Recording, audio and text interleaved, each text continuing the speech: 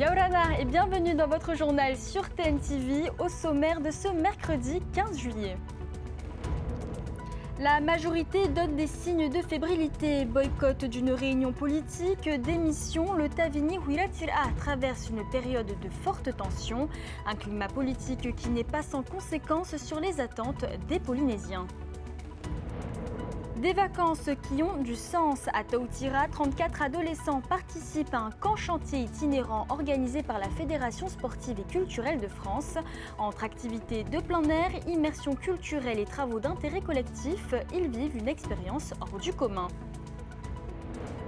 La relève est bien là. À Taha, les jeunes artistes de Haamene et de Tapuamu ont fait vibrer la scène de Mainanui à Patio à l'occasion d'une nouvelle soirée du Heiva, une prestation placée sous le signe de la transmission et de la navigation traditionnelle polynésienne.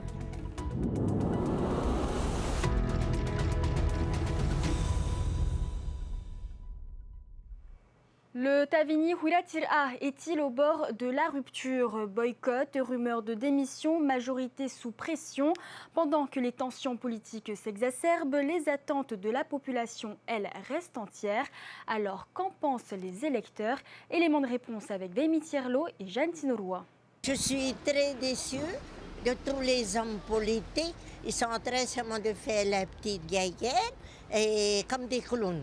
Essayez de se réconcilier, faites le travail, terminez le mandat et nous, le peuple, on va être contents. Je trouve que c'est un peu dommage de se disputer pour une personne, hein, c'est que des trucs personnels. Enfin moi, je préfère laisser Moetai travailler et finir son mandat jusqu'en 2028, hein, il lui reste 2 ans. Le président Oscar a bien précisé, l'aîné c'est Tony Géros. Je vois que le Tamna Oscar il est un peu fatigué par l'âge, fatigué par la santé.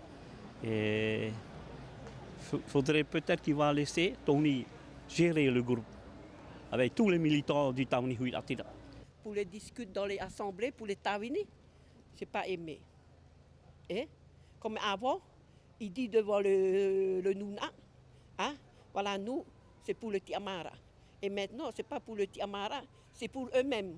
Au Tavini Huiratira, les tensions internes ne se cachent plus et font réagir la population. Lundi, l'absence d'une partie des représentants à la réunion convoquée par Oscar Temarua Fa'a a officialisé une fracture profonde.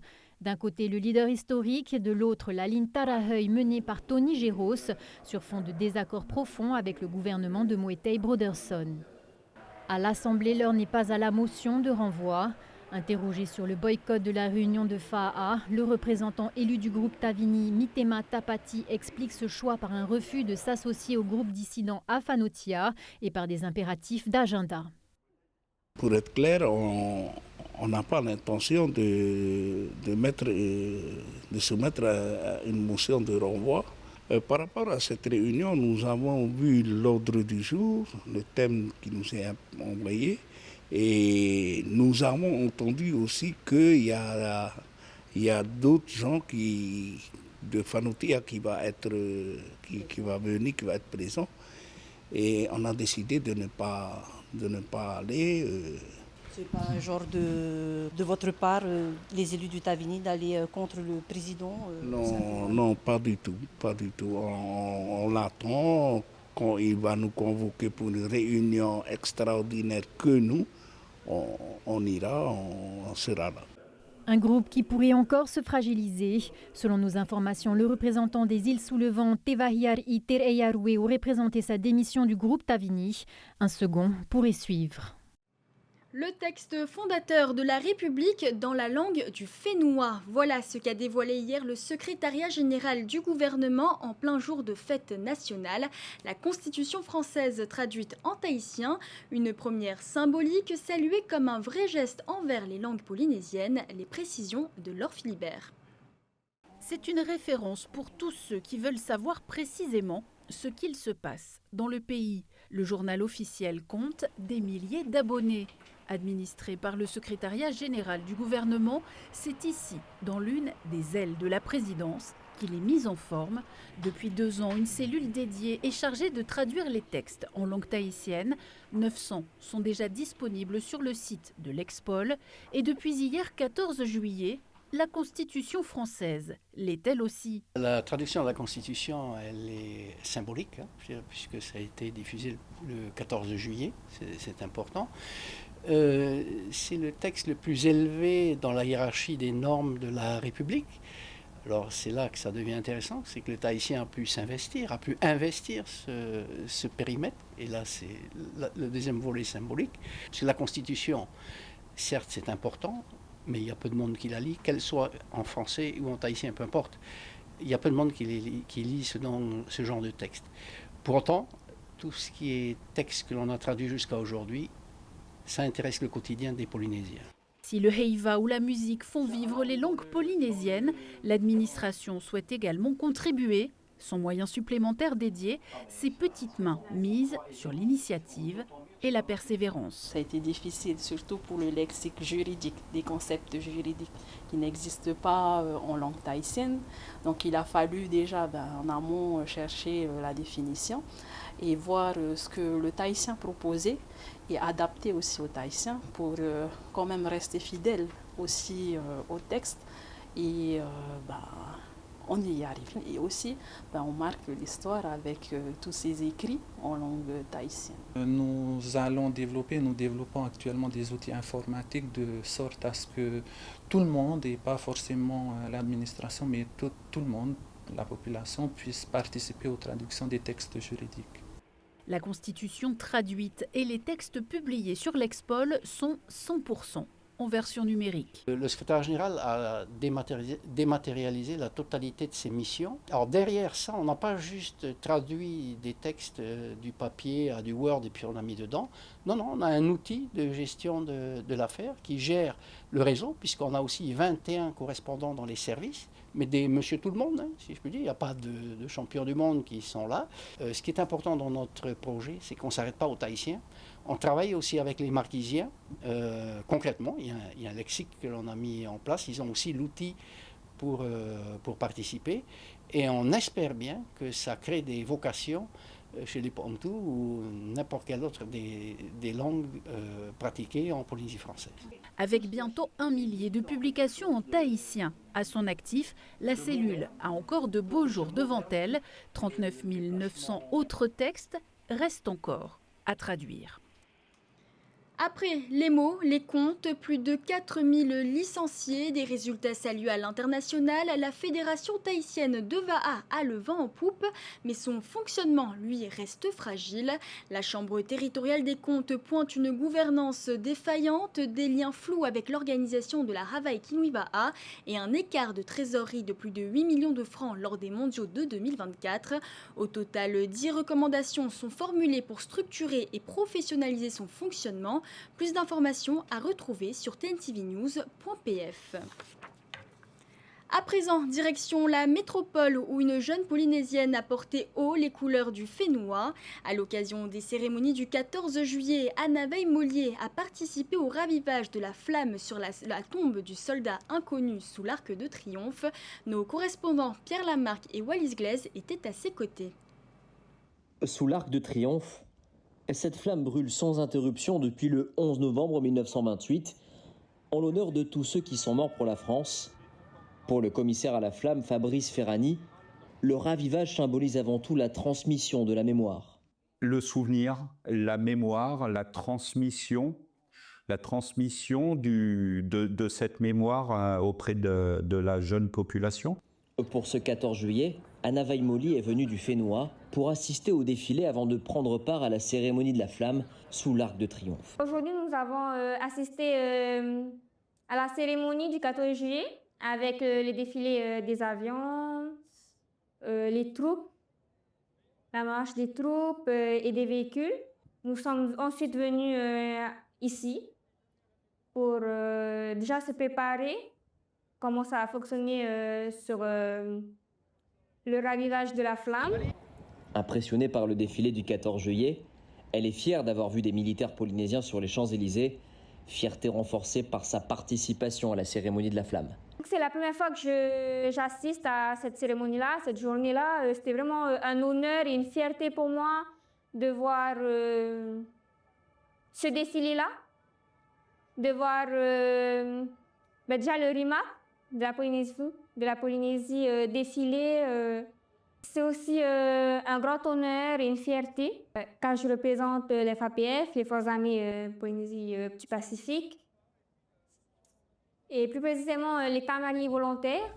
Anna Vaimoli représente l'association des Tamaris volontaires et ces Tahitiens qui furent parmi les premiers à rejoindre la France libre du général de Gaulle.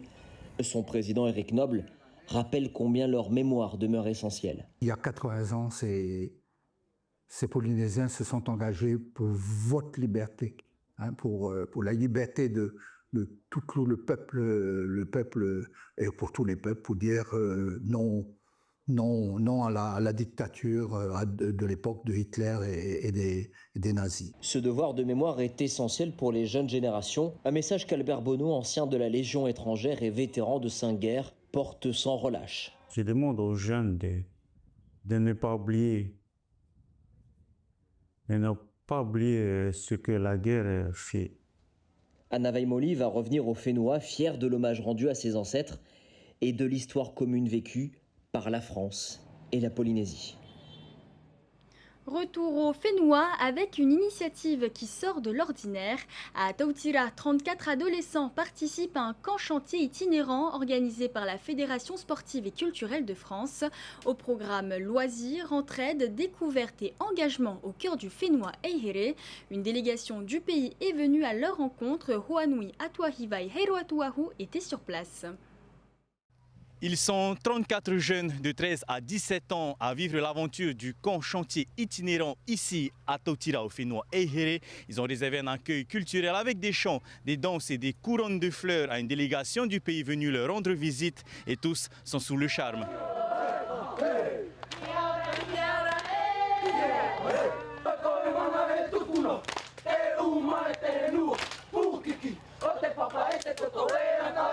Ils ont fait un super spectacle où ils vivaient justement cette culture et on voit toute la fierté qu'ils ont d'être là déjà parce que c'est un choix qu'ils ont fait et surtout de partager parce qu'il y a des enfants qui viennent de différentes îles et c'est un grand moment de partage et de cohésion, de solidarité. Le principe de ce centre de vacances est assez simple, allier loisirs avec des journées sportives, des journées aquatiques ainsi que des journées communautaires comme l'aide à la construction d'une église catholique juste derrière moi. La première partie est réservée à des travaux d'intérêt généraux. C'est une formule qui plaît aux jeunes. Ça permet aux jeunes de se dire que dans cette société de consommation, donner de son temps sans attendre de retour, ça fait aussi du bien. Et ça nous rappelle aussi que, en tant que Polynésiens, c'est l'authenticité du Tatateti, de donner avec cœur. On fait des activités, on mange et on discute. C'est amusant, je m'amuse. C'est top, on s'amuse bien, on a beaucoup d'activités, on s'entend tous ensemble, il n'y a pas eu de problème et tout. Vous rencontrez de nouvelles personnes, vous faites de nouvelles amitiés ici? Oui. Non, ici, ils sont tous là. Dans une semaine, ce sera déjà l'heure pour tous ces jeunes de plier bagages ici à Tautira, mais l'aventure ne s'arrête pas là pour eux. La semaine prochaine, direction Papineau, et ils finiront leur journée, leur périple à Punahia.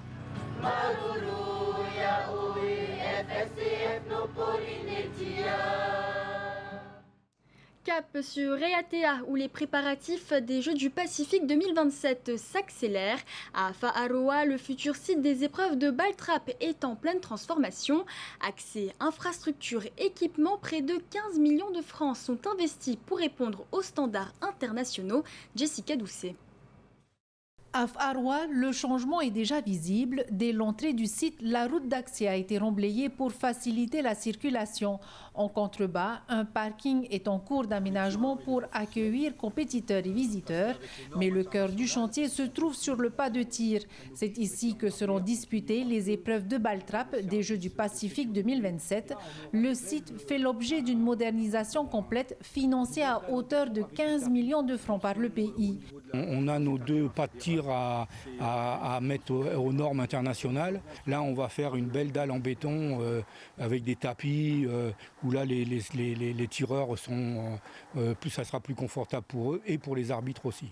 Et on va reconstruire un joli clubhouse à côté avec 2 containers aménagés pour l'administratif et on va faire des toilettes aussi pour répondre aux normes du PGC. Parmi les principales évolutions, 2 nouvelles machines lance-plateau viendront renforcer les installations afin de répondre aux exigences des compétitions internationales.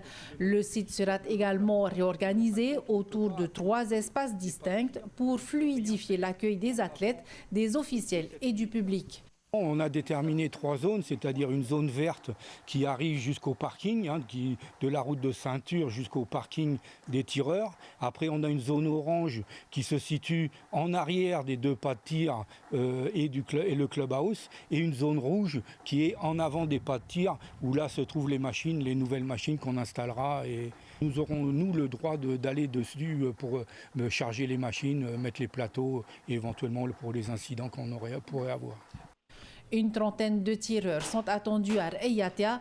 Au programme, 2 jours d'entraînement suivis de 3 jours de compétition.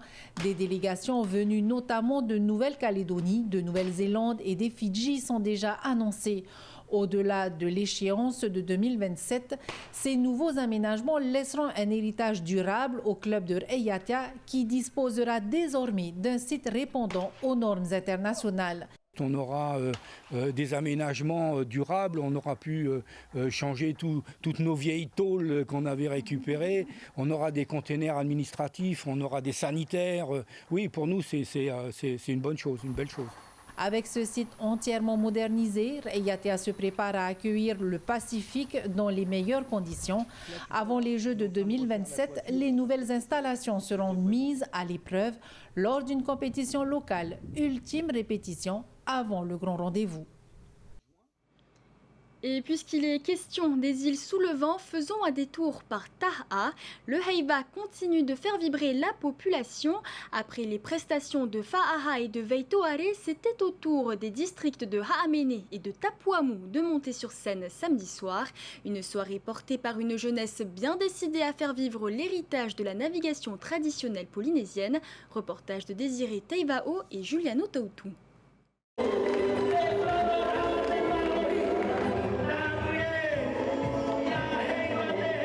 Au cœur de la troupe de Ha'amene, leur attira guide les danseurs avec une énergie communicative. Sa présence donne l'impulsion à la prestation et entraîne toute la troupe dans son sillage.